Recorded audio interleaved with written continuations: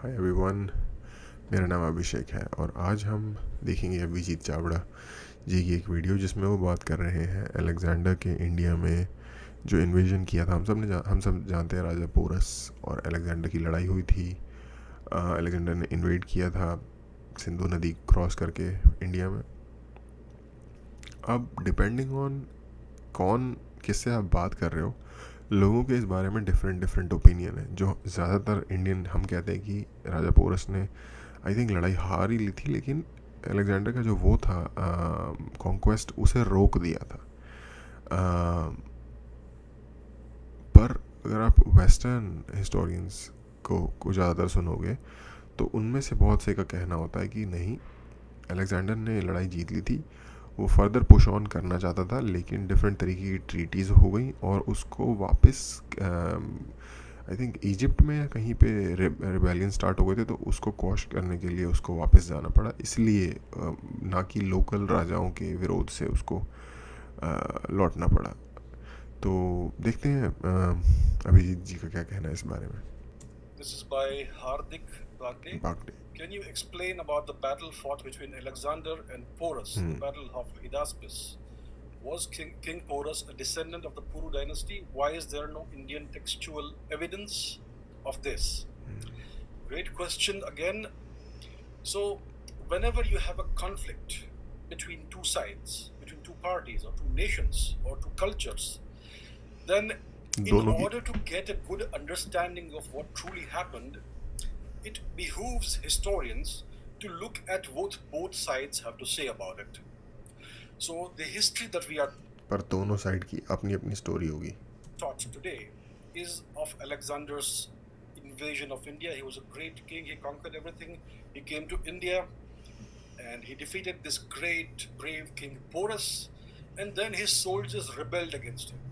And they said that we are very tired. We have been away from home for so many years. We want to go back.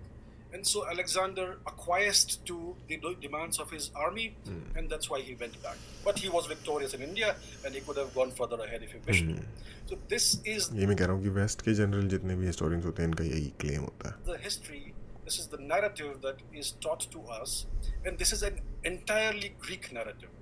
This is what the Greek historians have written about Alexander and his supposed conquest of India. तो और क्या लिखना The था? strange thing is that Indian sources from that time are completely silent about Alexander. They do not mention Alexander at all, which is very strange, isn't it? If such a great conqueror came to India's western doorstep, then how come there is no Indian mention of this great invader, Alexander? And this battle which is supposed to have happened at the banks of the river Jhelum, this battle happened in Punjab, in the Sapta Sindhu region. And the strange thing is that one of India's greatest universities of all time, Takshashila, also happened to be in Punjab, which is right next door, essentially, to the site of the battle. And this is one of the greatest universities of all time. You had so many professors of all kinds of different subjects, including current affairs, political science, history, science, and whatnot. So if such an enormous and momentous battle happened right next door to Takshashila, how come none of India's scholars recorded this event and wrote some commentary or some sort of some sort of record about it? How come there is no record of this battle at all? And how come there is no record of Alexander at all? And how come there is no Indian record of this king called Porus? Why is that so? And the strange thing is that after Alexander died, his general Seleucus Nicator became the overall king of the Greeks. And जब Alexander मरा था तो कुछ किसी को directly उसने अपना जो थ्रोन है वो बिस्टो नहीं किया था। उसने कहा था कि जो भी पावरफुल होगा वो जीत लेगा। उससे पूछा गया कि कौन होगा आपका हेयर, तो उन्होंने हेयर कौन होगा आपका हेयर, तो उन्होंने कहा था कि जो पावरफुल होगा वो जीत लेगा। और जो ये वाला एरिया था ग्रीको बैक्टीरियन जिसे कहते हैं, अफ़गानिस्तान, वेस्टर्न पाकिस्तान का आज का मॉडर्न टाइम का जो लैंड है, इसको ग्रेको बैक्टीरिया कहते हैं। तो सेल्यूकस नाम के बंदे के हाथ में आया था और चंद्रगुप्त मौर्य ने सेल्यूकस की बेटी से शादी की थी और बहुत सारे गिफ्ट्स दिए थे और उन्होंने अलायंस कर लिया था। He again tried to invade India and he entered eventually into an alliance with our emperor Chandragupta Maurya. So Indian records mention Seleucus Nicator extensively, and Seleucus Nicator is the king who comes right after Alexander. So it's just a question of a decade or so, and yet there is no mention of Alexander in Indian sources. So if one were to take this logically, it would indicate that Indian sources and Indian historians and the Indians of that time either did not take any notice of Alexander, or they considered him to be not worthy of writing about, which would essentially tell you that his invasion was no big deal. And it would essentially tell you that this king Porus that he is supposed to have defeated must have been a very small king of some western outpost of India's boundary with Persia. So the Greeks talk about Porus like he was some great king who had a vast kingdom, but there is no mention of Porus in Indian texts. And so it would indicate that he was a minor king, a minor chieftain of a border outpost of India. So the fact that there is no mention of Alexander or Porus at all in Indian sources would indicate that the story is very different from what the Greeks have told us. And that's the story that we learn about in our textbooks worldwide, including in India. So the Russian marshal, the great Russian marshal Zhukov, who was one of Russia's great military strategists, wrote about this. And he said that what really happened was that Alexander probably lost to this minor border chieftain, Porus. And the Greek sources later embellished the story and invented a story of Alexander defeating Porus and being forced back by the actions of his own soldiers.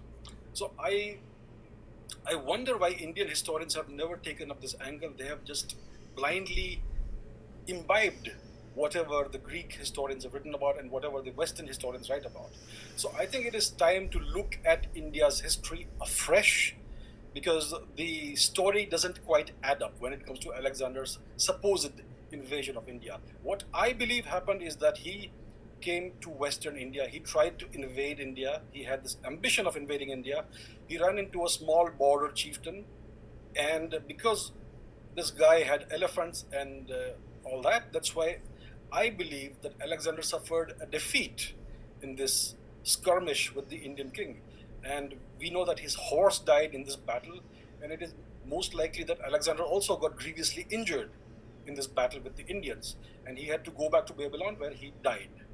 So I think that is what really transpired. We should not believe the Greek sources blindly, because it is well known that Greek sources have been. नहीं, ये बात तो ठीक है कि हमें blindly Greek sources को follow नहीं करना चाहिए, लेकिन इस थ्योरी में भी थोड़े से होल्स हैं कि वो हार गया और उसको वापस चले जाना पड़ा, क्योंकि Greco Bactrian empire established empire था, उसके प्रूफ्स मिलते हैं, उसके सिक्के अवेलेबल हैं, सेल्यूकस के नाम के कॉइन्स अवेलेबल हैं। चंद्रगुप्त मौर्य की सेल्यूकस की बेटी से शादी हुई थी, जिसमें कि चंद्रगुप्त मौर्य ने बहुत बड़ा 500 एलिफेंट्स और समथिंग क्या क्या सेल्यूकस को एज ए गिफ्ट दिया था, जो कि थोड़ा सा स्ट्रेंज है कि अगर सेल्यूकस की बेटी की शादी चंद्रगुप्त मौर्य से हो रही थी तो सेल्यूकस ने गिफ्ट देना चाहिए था चंद्रगुप्त मौर्य को। आई मीन दहेज के हिसाब से नहीं कह रहा, लेकिन जो रॉयल अलाइंसेस होते थे वो इसी तरीके से होते थे। तो थोड़ा सा स्ट्रेंज है। और ग्रीको बैक्टीरियन एम्पायर एक एम्पायर प्रॉपर है, बुद्धा की एक स्पेसिफिक आर्ट है जिसको ग्रीक स्टाइल की स्टैचूज हैं बुद्धा की, जो ग्रीक्स ने वो ग्रीक्स जो बुद्धिज्म में कन्वर्ट हो गए उन्होंने बनाई थी। तो अगर वो हार गए थे तो वो फिर अपना एम्पायर कैसे बना पाते सिंधु नदी के उस साइड तक, ठीक है। अगर वो हार गए थे तो फिर ये लोग उनको भगा देते ना। तो इसमें भी होल्स हैं, इसको भी कम्प्लीटली इस तरह से नहीं लिया जा सकता। मुझे लगता है कि जब भी कोई वॉर होती है तो किसी भी साइड के नैरेटिव को नहीं लेना चाहिए और किसी थर्ड साइड के नैरेटिव को लेना चाहिए। अब जैसे इन्होंने रशियन एक जनरल ज़ुकोव का एक एग्जांपल दिया, एक रेफरेंस दिया, हाँ, उसको ये देखते हुए कि वो भी उस बंदे का लेकिन गैस है कि वो कहता है कि मुझे ऐसा लगता है कि ऐसा हुआ होगा। कोई कंटेम्प्रेरी सोर्स जो कि थर्ड पार्टी हो, अगर उसका कोई मेंशन मिलता है इस सिलसिले में, आई थिंक वो सबसे ज़्यादा भरोसेमंद होगा इस चीज़ की सच्चाई को जानने के लिए। Known to embellish and invent history.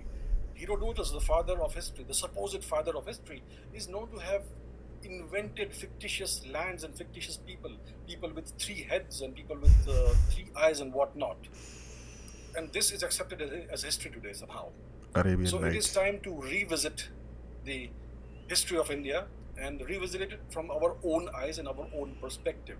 So that is what I really believe transpired when it comes to Alexander's supposed invasion of India. I think he suffered a calamitous loss in India and it eventually led to his death. This is जैसा कि मैंने कहा, ये थोड़ा सा likely लगता है कि कैलामिटस लॉस उसने झेला, क्योंकि यार उस वक्त कितनी तरह की बीमारियाँ होती होंगी। ये एक डिफरेंट क्लाइमेट था, एक डिफरेंट तरीके के, ये ट्रॉपिकल क्लाइमेट नोन है इस बात के लिए कि यहाँ बहुत डिफरेंट टाइप की डिजीज़ होती हैं। 2300 साल पहले उन डिजीज़ का क्या इलाज था क्या नहीं था कुछ नहीं पता, ठीक है, 2300-2400 साल पहले जबकि ये बात है। तो हो सकता है उसे कुछ डिजीज़ ने इन्फेक्ट कर दिया हो सकता है वो बैटल में या वॉर में इंजर्ड हो गया हो, लेकिन उसका सेनापति या फिर उसका एक वन ऑफ द मिनिस्टर्स इस पूरे एरिया का किंग कैसे बन गया, उसकी डायनेस्टी कैसे इस्टेब्लिश हो गई। क्योंकि सेल्यूकस की डायनेस्टी तो इंडियन सोर्सेज में भी मिलती है ना, उसकी तो कंफर्मेशन इंडियन सोर्सेज से भी हो रही है। तो ये क्वेश्चन है नेक्स्ट, अगर हम इसको मान लेते हैं कि वो बुरी तरीके से हार गया था, ग्रेको बैक्टीरियन एम्पायर कैसे इस्टेब्लिश हो गया, ये प्रॉब्लम आ जाएगी उसके बाद। बट एनीवेज मैंने इस मुद्दे पे इतना ज़्यादा सोचा नहीं। मुझे जो मेरी अंडरस्टैंडिंग थी सो फार, क्योंकि मुझे पता था कि पोरस भी अगर हारा नहीं होगा, क्योंकि हारता तो अलेक्जेंडर रुकता क्यों, अगर पोरस हार जाता या फिर वो जीत जाता बुरी तरीके से, अगर वो जीत गया होगा तो वो रुकता क्यों। तो ग्रीक्स को भी पूरी तरीके से नहीं माना जाता क्योंकि वो पीछे तो नहीं रुका, पूरा का पूरा पर्शियन एम्पायर उसने, उस वक्त का दुनिया का सबसे बड़ा एम्पायर उसने पूरा का पूरा रौंद के रख दिया। वो भी वो एक्चुअली लकी रह गया पर्शियन किंग, पर्शियन एम्पायर एक तरीके से उसके हाथ में आ गया। वो भी एक अलग ही लंबी स्टोरी है। बट एनीवे, तो जब वो वहाँ नहीं रुका तो वो यहाँ भी क्यों रुकता। तो ग्रीक्स की भी उसकी आर्मी ने खुद ही रिवोल्ट कर दिया कि बहुत दिन हो गए, याद आ रही है, ये भी एक फिक्टिशियस है। क्योंकि जब आप वॉर लड़ रहे होते हो तो बूटी मिल रही होती है, जब बूटी मिल रही होती है तो याद नहीं आती क्योंकि कमाई हो रही होती है ज़बरदस्त। और ये भी कि वो बुरी तरीके से हार ही गया होगा, ये भी गलत है, क्योंकि अगर वो हार गया था तो उसका इंडस रिवर के ऑपोजिट साइड पे उसके सेनापति का एम्पायर कैसे था, ठीक है। अफ़गानिस्तान पूरा का पूरा उसके ही अंडर था, सेल्यूकस के ही अंडर था। एक्चुअल में बैक्टीरिया ही कहते हैं अफ़गानिस्तान का, जो ओरिजिनल नेम है, जो ग्रीक ओरिजिनली जो उनका ग्रीक्स का दिया हुआ नेम है उसको बैक्टीरिया कहते हैं, अफ़गानिस्तान जो आज के टाइम का है। और नॉर्थ वेस्ट फ्रंटियर जो पाकिस्तान के का जो प्रोविंस है, यानी कि इंडस रिवर के उस साइड का इलाका। तो दोनों को ही नहीं माना जा सकता। आई गेस जो मेरी अंडरस्टैंडिंग है सो फार वो ये कि हाँ, उसके ईस्टवर्ड एक्सपेंशन को रोकने में कामयाब हो गए थे।